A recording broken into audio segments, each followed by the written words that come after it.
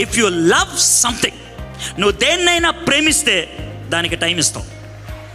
ప్రపంచంలో ప్రతి దానికి టైం ఉంటుంది. దేనికి టైం ఉంటుందో తెలుసా? మనం ఇష్టపడే దానికి టైం ఉంటుంది. మన మనస్సులో ప్రాధాన్యత ఇచ్చిన దానికి టైం ఉంటుంది. చిన్న మాట చెప్తున్నానండి. నేను మీటింగ్ అని బయలుదేరా అనుకుందాం, మీటింగ్ అని బయలుదేరా, ఎయిర్పోర్ట్కి వెళ్తున్నా. ఎయిర్పోర్ట్కి అరగంటలో ఎయిర్పోర్ట్లో ఉండాలి. చాలా హడావిడిగా బట్టలకి ఎట్లా వేసుకుంటా ఉన్నా. ఆ టైంలో ఏ పని చెప్పినా నిన్ను. ఈలోగా మా అమ్మాయి మోటార్ బైక్ వేసుకొని దడేలు మన గోడను గుద్దేసి కింద పడిపోయింది అనుకోండి, నేనేం చేస్తాను చెప్పండి? నాకు ఊరిని అడుగుతున్నా. దడేలు మన గుద్దేసుకొని కింద పడిపోయింది, మొహం మీద నుంచి రక్తం కారిపోతుంది, నేనేం చేస్తాను చెప్పండి? ఎయిర్పోర్ట్కి వెళ్ళటం ఆపేసి పోతే పాని అదో ఫ్లైట్ అని తీసుకెళ్ళి ఆ అమ్మాయిని ఏం చేస్తాను?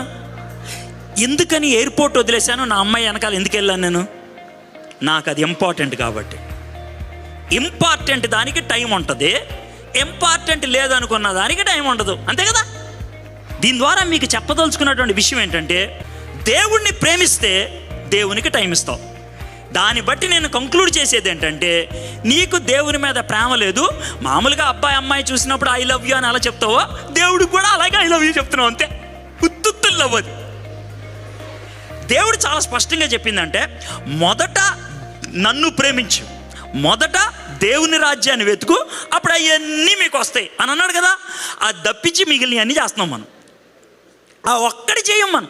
అందుకే దేవుడికి కోపం, టైం ఇవ్వట్లేదు. We don't give time.